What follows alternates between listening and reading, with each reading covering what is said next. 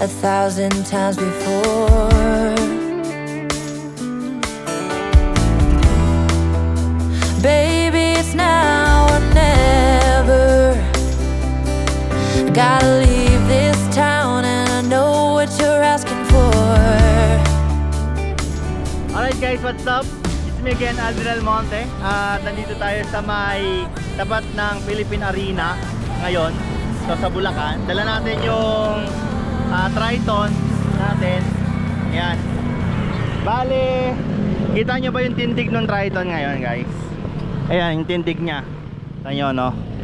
Medyo mababa doon. Tapos dito nakaangat. Kasi may dala tayong bigas.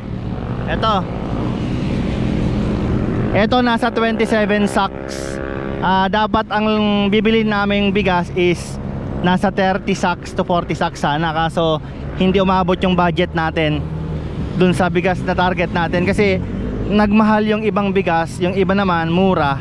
Pero syempre alam nyo naman na kapag mura medyo hindi ganun ka-quality. Pero ang binili namin, daming explanation binili namin yung magagandang klase.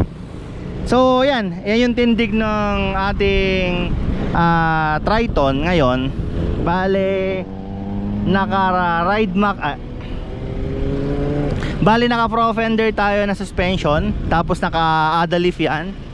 Ito yung makikita nyo, pro fender. Lagi ko naman pinapakita sa vlog natin yan. Ayan siya, tingala no ng konti. Pero ganun naman talaga kapag meron kang karga, titingala talaga siya. Outside my window is everything pale and cold. Can't seem to pick up my phone. It's been ringing all day long. Behind these clouds Bale meron ng load yung pick up natin. Brown rice, coco thai and sweet coco na bigas. Ayan, nasa 23 sacks pa lang yun. 23 sacks. So technically tig to 25 kg bawat sako. Ito 5 kg, 10 to. So dalawang sako to technically. Yung tindig niya hindi pa rin naman nagbabago. Malalaman natin mamaya kasi itatry natin siyang i-load ng 40 sacks.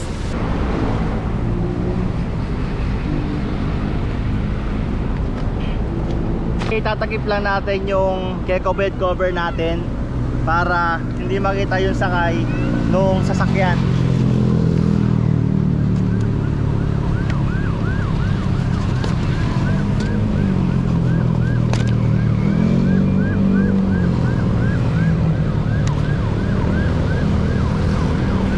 Bale guys, ito yung kagandahan sa Keko bed cover. Pagka sinarado mo, pukpok lang. Yan, wag lang nilang bubutasin ng kutsilyo. Kasi kapag kinutsilyo nila, goodbye. Goodbye yung laman nito. Okay?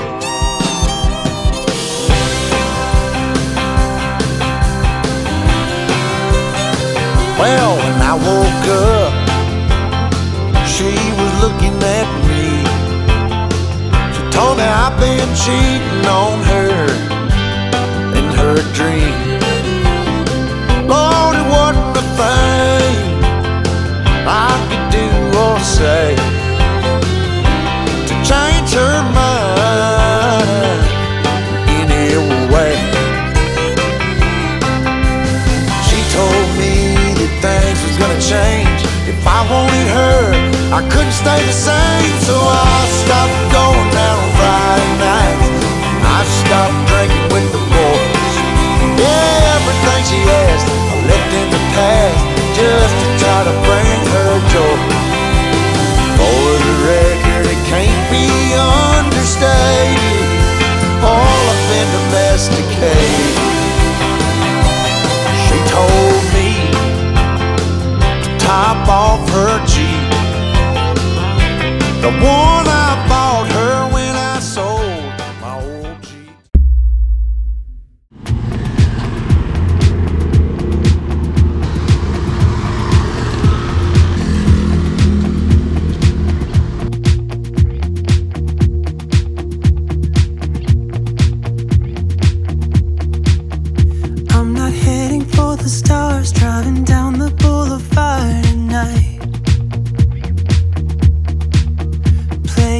play on repeat, watching people on the street as I go by.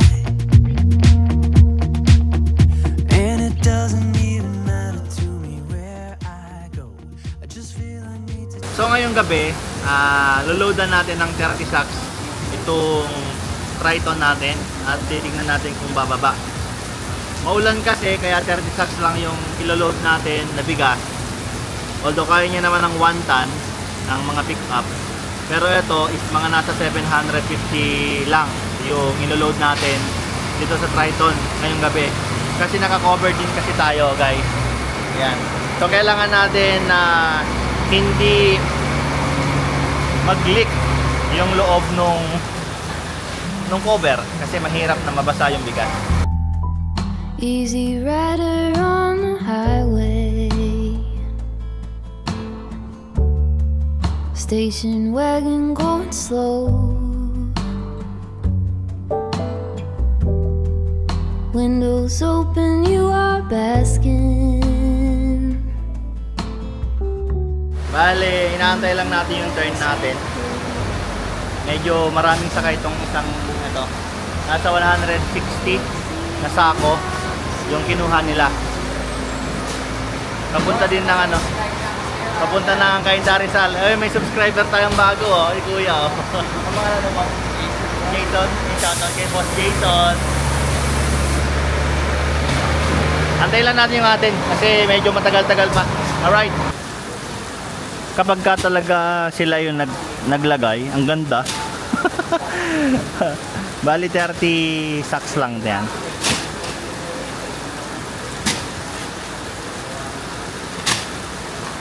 So, andito tayo sa may bigasan at magdidiskarga tayo dito sa may Triton ng bigas ngayong gabi.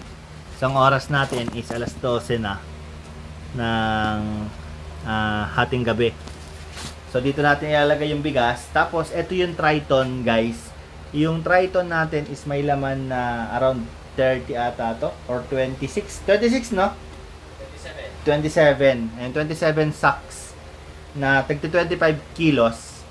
Hindi namin pinuno dahil may bagyo ngayon.